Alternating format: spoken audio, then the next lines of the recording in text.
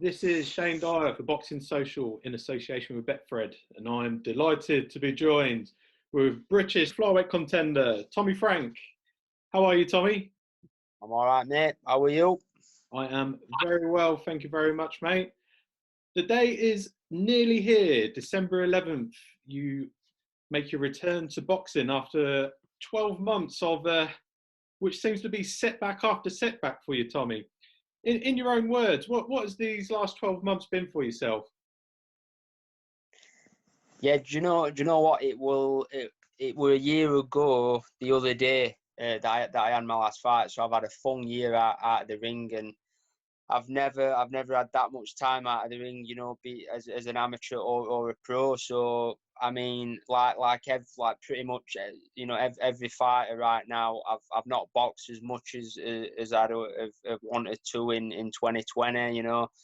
It's been a bit of a rough year for everyone, but as I spoke to you a bit before about it, this year it's been. I've just tried to make the most of what I've got. I'm a massive believer in just playing the cards that you are dealt, and even if it's a seemingly negative situation, just have a look and think what you can get out of it, and make it into a positive one. And that's exactly what I've done. I was scheduled to fight for the IBO title in March. 10 days before, we went into the lockdown of this pandemic, and since then, it's just been. I mean, to be honest with you, apart from not actually being able to fight and actually compete, life hasn't really changed too much for me. I'm very blessed. Like literally, all I do is just I go to the gym, I train, I come home, get some food, see my family, go back to the gym. I live a very, very simple life. So, that in that aspect, I've still been able to do that. Even throughout the first lockdown and stuff. I'm very, very grateful to my trainer, Glyn Rhodes. He just let me go in train on my own. I've got a set of keys for the gym, so I will go in and doing my own sessions, and then. When they said that pros could go back and train together, that's what we did, and again a massive thank you to my management.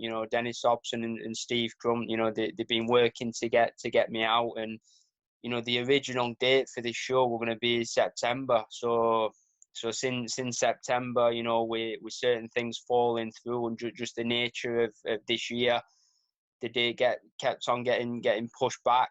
So right from September, I've been training for this fight. So, next week it's finally here, and I'm ready. And to be honest with you, I'm just excited to put on a show and really show what I've been working on this year. It's just giving me a chance to have a step back and just develop myself as a fighter, as a person, and work on things that I wouldn't necessarily get to work on.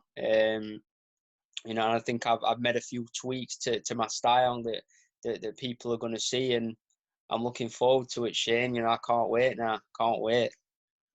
And just to recap on what I mean by your setbacks this year, it started with your IBO World Title Challenge falling through when the pandemic first started, and then you were supposed to fight Kyle Youssef for the British title, which unfortunately Kyle got struck down by the COVID. And then we got the news a couple of days ago that Harvey Horn has now dropped out. Just how do you keep yourself like mentally positive after all these setbacks?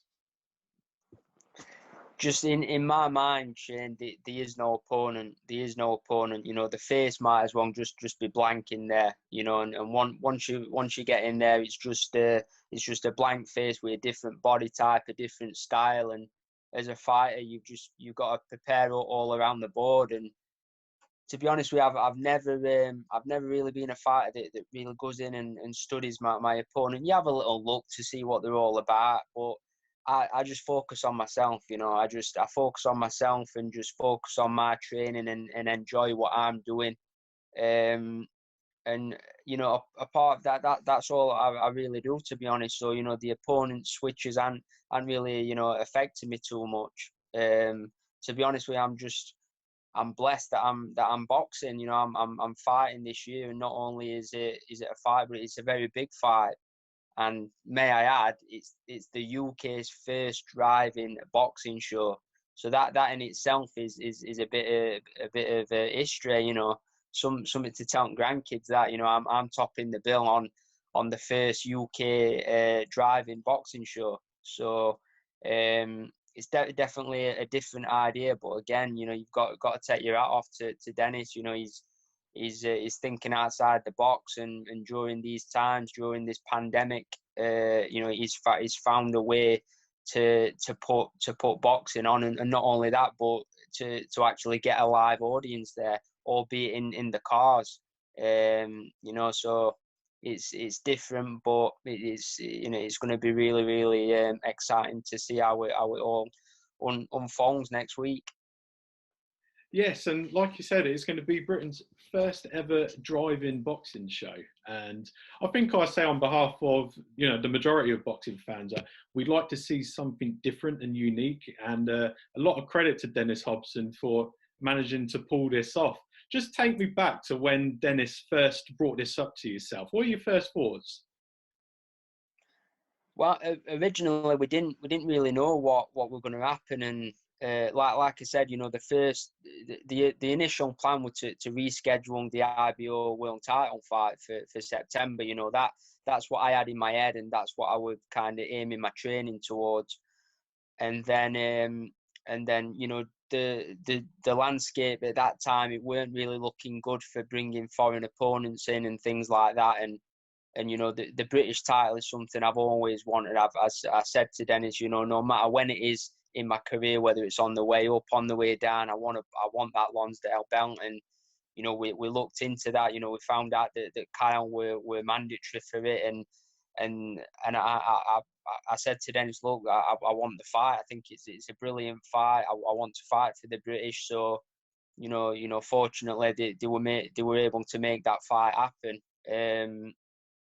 And then you know, we were exploring, you know, different avenues. And I think Michelle, Dennis's secretary, she went to a drive-in movie, you know, one of the drive-in movies that we've been having. So Dennis said, you know, while you're there, just take some pictures and send them. You know, let's have a little look at this. And then we're like, you know, I'm gonna put on a drive-in boxing show. And we were like, at first you think, how's that going to work? You know, what's going to be crack with that? And then, but you know what? Obviously, as the weeks have gone on and the months, it's all coming together, and I can tell how excited Dennis is about it. And you know, it's getting a lot of coverage and things, and I've seen the layout and the plans, and I just think that when it all comes together, it's going to be really special. You know, the thing is, it's not ideal with the time of year and the weather, and it's going to be a bit cold. And you know, but like I said, this show under the circumstances and what's been happening, it's been getting pushed back, so no one can really help that. But again, you know, making the best out of a seemingly bad situation. So yeah, it's gonna be different.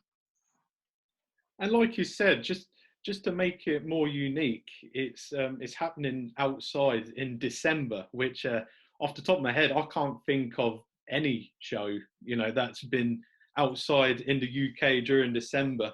Has this has that made you have to adapt to preparations with anything to, you know, to get used to what is going to be a bit colder in there?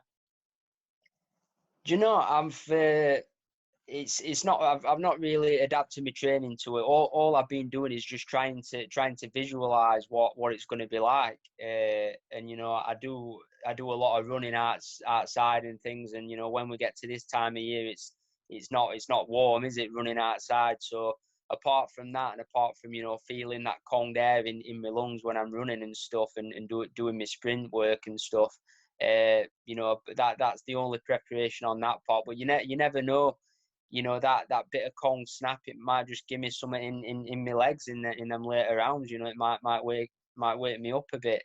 So we'll have to see. But I'm sure we'll be fine. You know, once we're under the bright lights, and you know, obviously, you know, they're going to have precautions and they're going to have eaters and things like that.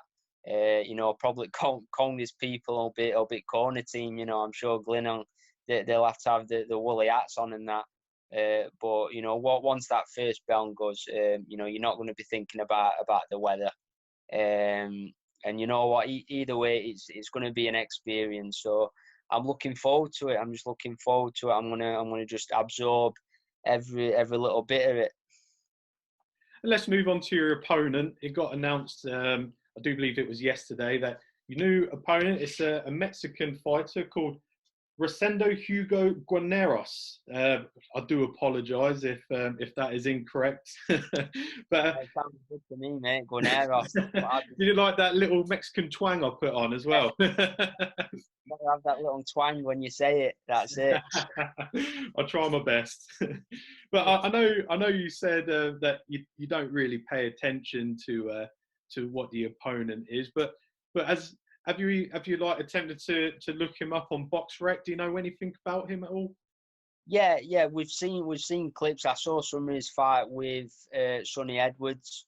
You know, Sonny boxed well against him. You know, we all know Sonny's a good boxer, and he boxed and moved and did what he needed to do. And so, you know, we've had a little look at him, and you know, we know what he's all about. And to be honest with you, you know, it's I just think it's absolutely perfect for me with what I have been working on in this past year. And I just think he's the perfect style to pull it off against, you know. So you know, it's like I've visualized the fight from start to finish already. You know, I visualized everything first, and like I said, you know, he's definitely going to be game, and I'm not overlooking him. I'm not overlooking him. You know, he's going to come over here with ambition to win.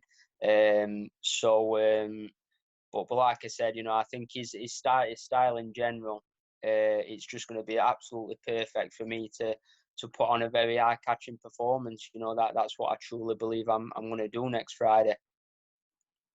And it's going to be live and broadcasted on Eurosport next week. Does that give you that extra incentive to feel as if you've got to put on a really good performance?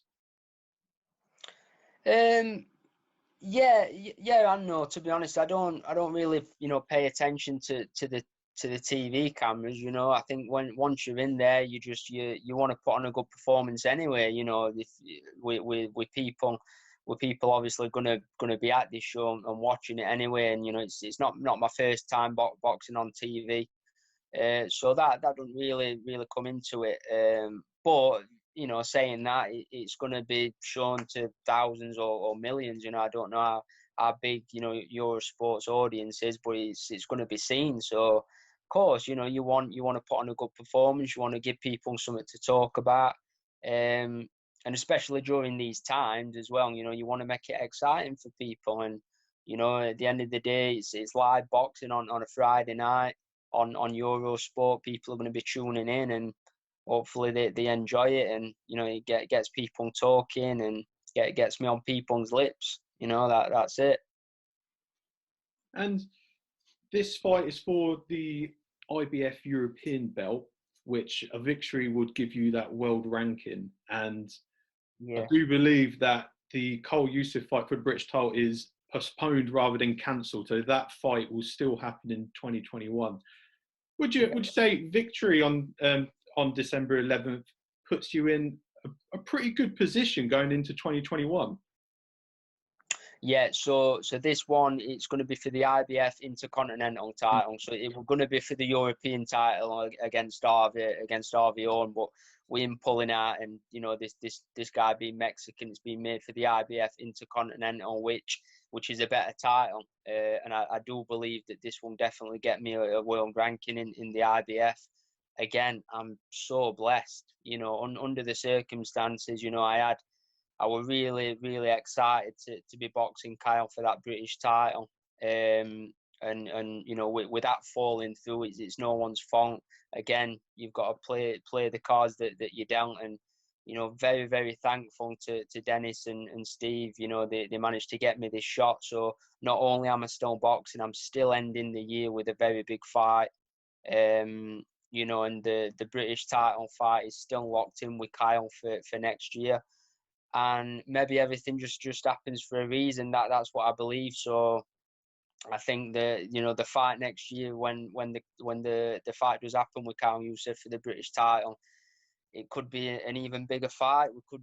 We'll probably have fans there now, you know. So what were a big fight anyway, you know, two unbeaten Sheffield fighters, you know, just fighting each other in a car park. You know, potentially next year could have fans there, just a bigger fight, a bigger event, bigger money, bigger everything. So you know, I'm a big believer that things happen for a reason, and you know, I'm feeling good about this situation, you know, and I've got to, you know, get a good performance in. I'm definitely not overlooking this fight, you know.